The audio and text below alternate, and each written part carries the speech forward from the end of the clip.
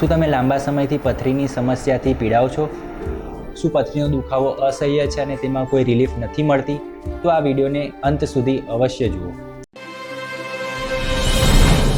હું ડૉક્ટર નીલ પટેલ, યુરોલોજિસ્ટ તેમજ એન્ડ્રોલોજિસ્ટ તરીકે સુરત ખાતે કાર્યરત છું. પથરી એટલે કે કિડની સ્ટોન આ ખૂબ સામાન્ય રીતે જોવા મળતી સમસ્યા છે. આ ઉનાળામાં થવાની શક્યતા વધારે રહેલી હોય છે. ઉનાળામાં પરસેવાના લીધે વોટર લોસ થતો હોય છે, તેમજ ઘણા લોકો પાણીનું ઇન્ટેક ઓછો હોય તો ડિહાઇડ્રેશનના લીધે પથરી થવાની શક્યતા વધી જતી હોય છે.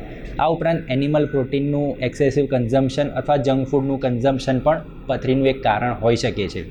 પથરીના લક્ષણોમાં પેટમાં દુખાવો થવો, પેશાબમાં બળતરા થવી અથવા તો પેશાબમાં લોહી પડવું આ પ્રકારની સમસ્યા હોઈ શકે છે. જો ઘણા લાંબા સમયથી પથરી શરીરમાં હોય તો તેના લીધે કિડનીમાં સોજો આવી શકે છે અને સોજો કિડનીને ફેલ પણ કરી શકે છે. તો પથરીની સમસ્યા હોય તો તેને લાઇટલી ના લેવી જોઈએ, કેમ કે અમારી પાસે ઘણા ખરા એવા પેશન્ટ્સ આવતા હોય છે કે જેમની કિડની ફેલ થઈ જતી હોય છે પથરીના લીધે, અને જો તેની પ્રોપર ટાઈમ પર ટ્રીટમેન્ટ કરાવી લીધી હોત તો આજે એમની કિડની બચાવી શકાતી હોત. પથરીના ડાયગ્નોસિસ માટે મુખ્યત્વે એક્સરે, સોનોગ્રાફી તેમજ સીટી સ્કેનની મદદથી આપણે ડાયગ્નોસિસ કરી શકતા હોઈએ છીએ.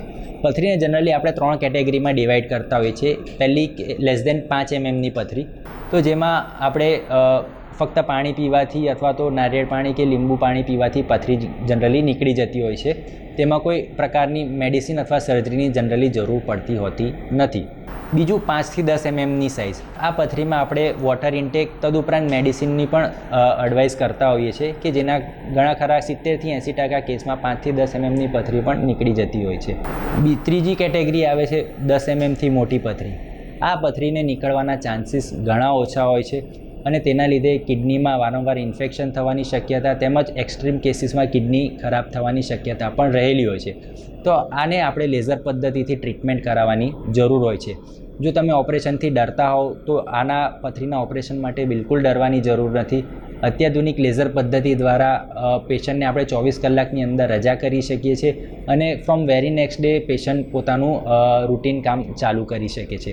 તો જો તમે આ પ્રકારની પદ્ધતિથી પથરીની તકલીફથી પીડાતા હોવ, રિઝલ્ટ ના મળતું હોય, દરેક પ્રકારના દેશી ઉપચાર કરી લીધા હોય તેમ છતાં કોઈ ફાયદો ના થતો હોય તો યુરોલોજિસ્ટ ડૉક્ટરનો અવશ્ય સંપર્ક કરો. Thank you.